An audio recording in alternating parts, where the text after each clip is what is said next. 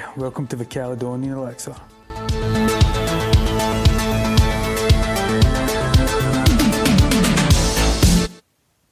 Welcome to the Caledonian Elixir podcast. This is a podcast that takes a tragic deep dive into the darkest recesses of the human condition.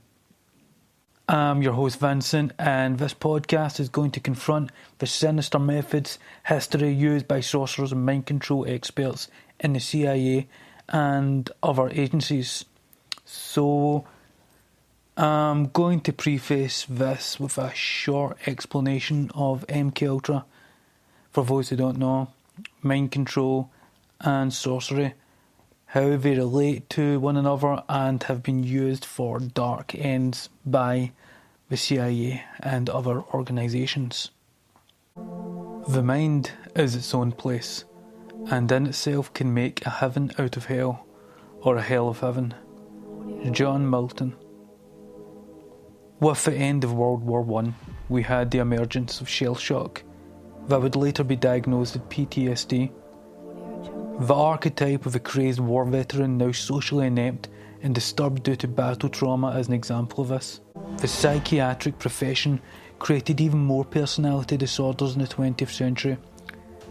The Hitchcock classic Psycho revolves around the character Norman Bates, who is the personification of someone suffering from multiple personality disorder, MPD. Bates in the movie Psycho is insane. However, his insanity is brought on by a trauma that caused his dissociation. Now, what does this have to do with the CIA, mind control and sorcery?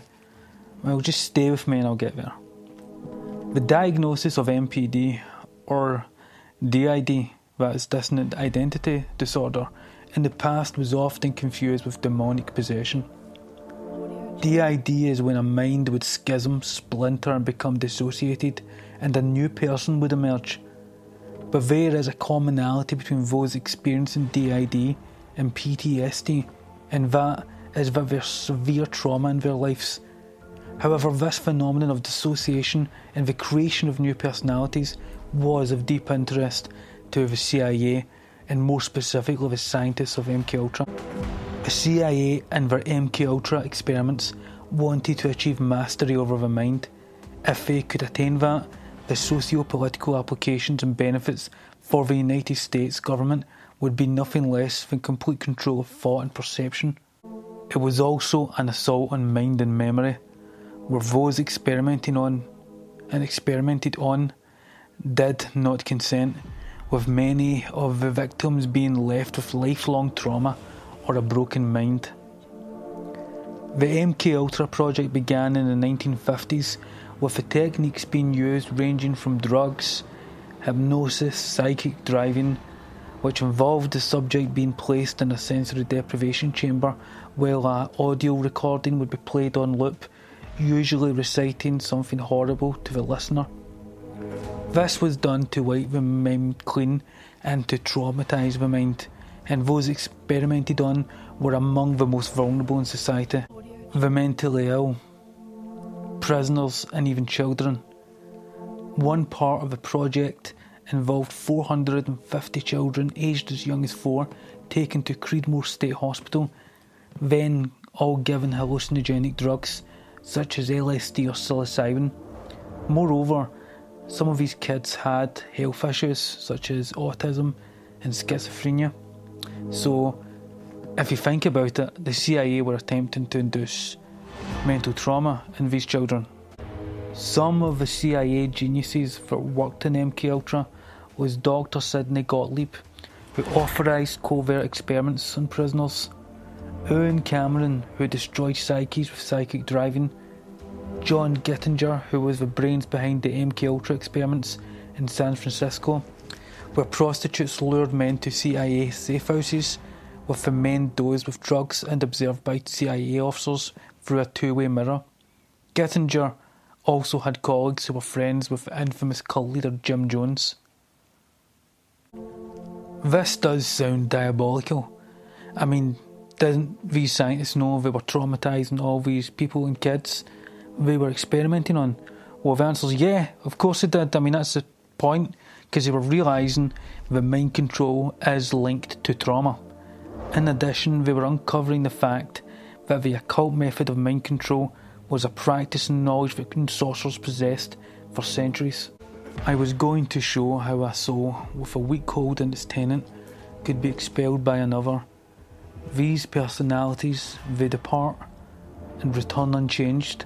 It is then sure that they do not exist merely by manifestation, that they need no body to exist. Aleister Crowley. So, does that Crowley quote remind you of MPD or DID? Because it should. Occultism was the science of the mind before the emergence of psychology. Anton Mesmer, the creator of mesmerism, is the forerunner to modern day hypnotism, for example. Other sorcerers such as John Dee, Eliphas Levi, Aleister Crowley, even Michael Aquino, who was a senior figure in psychological operations for the United States military, were sorcerers replete with occult knowledge that dealt with manipulation of the mind. But this is a cross-cultural phenomenon that existed in Haiti by practitioners of voodoo who were sorcerers who would possess their victim, another form which is similar to dissociation of a personality, and not forgetting the Native American sorcery where the shaman would use hallucinogenic drugs to alter his consciousness and even channel entities. Now, these new eminent sorcerers of the CIA, with the ceremony of MK Ultra in full swing, wanted to use this knowledge to induce distant identity disorder to create what was termed a Manchurian candidate. Now, a Manchurian candidate, for those who don't know, is a person who is brainwashed and is being used as a spy or an assassin for the agency or organisation who brainwashed him. Typically, the subject suffers from repressed memory syndrome and has a form of MPD that is triggered by some external stimuli. The most well-known suspected case of a Manchurian candidate is Lee Harvey Oswald. You see, back in the 1960s when John Kennedy was president, the CIA was doing covert ops collaborating with the mafia in order to undermine the Castro government in Cuba. However, John Kennedy, the then president, appointed his Attorney General Bobby Kennedy to basically uncover the black budget ops of the CIA. Now, as time passed, Kennedy's suspicions of the CIA grew and he wanted to cut its budget, if not close the agency altogether. Now, the CIA couldn't have that, and so in 1963, President Kennedy was assassinated by Lee Harvey Oswald, a man with connections to the mafia and the CIA. So, the dissociation of a personality induced by trauma is a form of magical transformation. Ewan Cameron, mentioned earlier, called his black magic depatterning, where the long established pattern of thought, the thought architecture of a mind, would be erased through some electroshock or some sensory deprivation, some drugs. It was all possible. And the public case of Patty Hearst was again another suspected case. Now, Patty was a wealthy socialite who was kidnapped by the Symbionese Liberation Army, and after months of brainwashing using drugs and sensory deprivation, her persona was completely transformed and she became a loyal member. However, these technologies employed by the CIA to alter and control the mind have not remained static. They have in fact become even more advanced with time.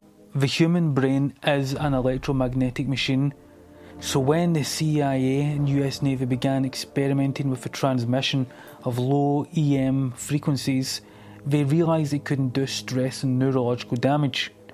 In addition, it could change brainwave resonance. That meant, in effect, it gave them the ability to control how people felt.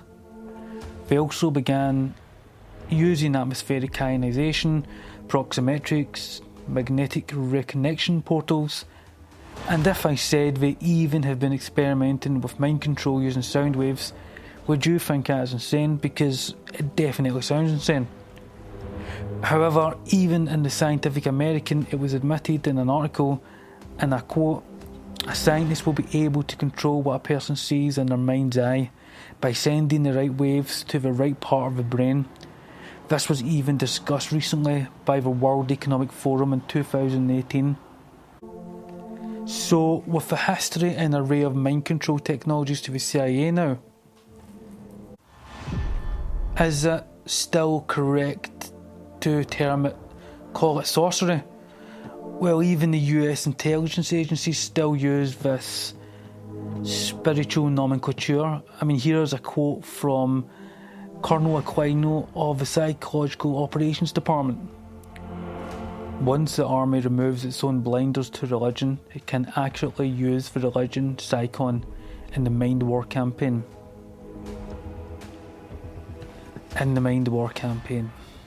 And who is the intel agencies in the Mind War campaign with? Who is the population targeted? Who is the individuals targeted? So the next time you hear of the occult, of mind control, of mysterious organisations in the dark that pull the strings behind the curtains and use methods behind and beyond imagination, just remember it's real and it happened, and you can find out because the evidence is there to see.